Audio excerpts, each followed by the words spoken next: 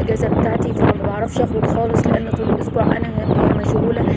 فقلت ان انا طبعا انا بصور اول باول يومي بيوم. فطبعا انا النهارده يوم الجمعه رحت بقى نجيب الفراخ والبط بتوع رمضان. طبعا احنا بنربي كل سنه وما بنقدرش نستغنى عن التربيه، فطبعا انا لازم اجيب الفراخ.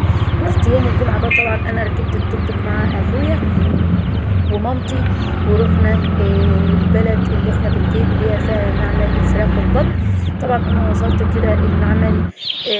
حبايب قلبي الراجل انا بسأله على اسعار الفراخ عشان اجيب لكم الاسعار من مكان موثوق فيه من مكان المعمل.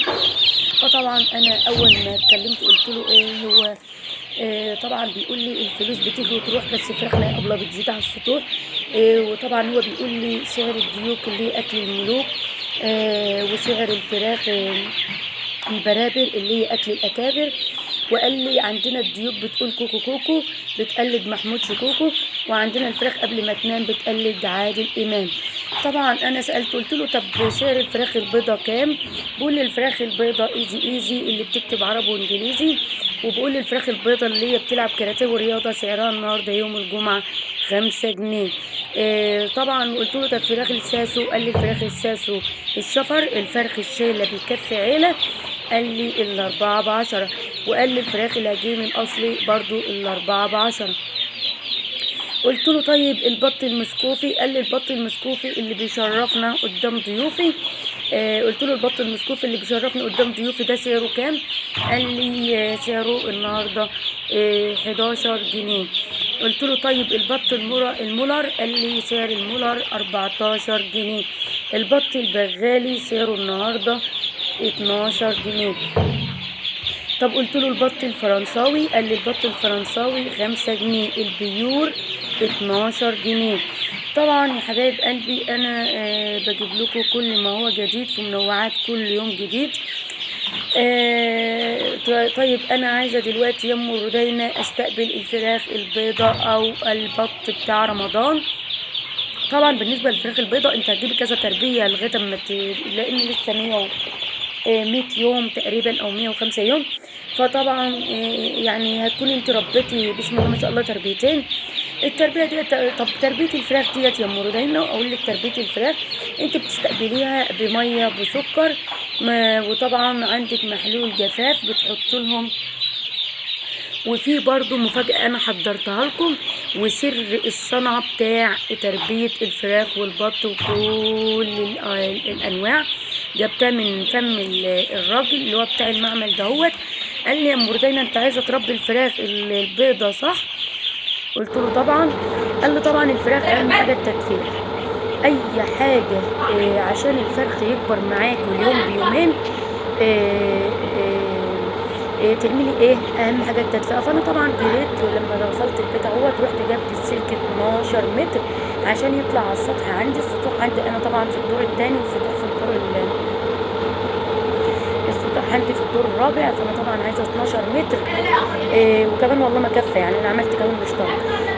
طبعا انا ربطت. طبعا احنا بقى مش محتاجين لرجاله ولا حاجه بقى. طبعا احنا ستات جرعه ستات بيوت على قد ما احنا بنشتغل وبنخرج كل حاجه الحمد لله بنفهم فيها.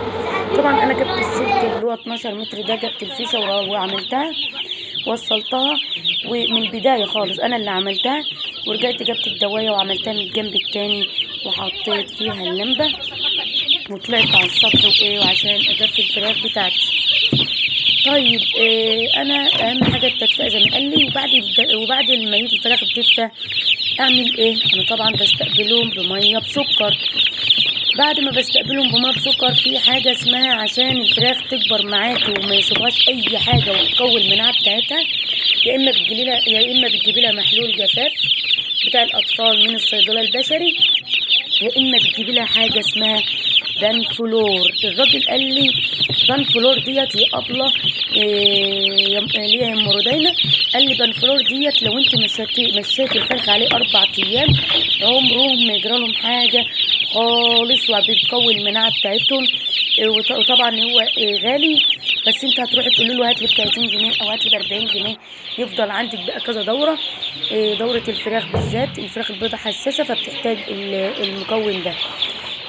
طبعا انا عملت الفيديو ده شامل اسعار الفراخ والبط، وكمان ازاي استقبل الفراخ البيضة.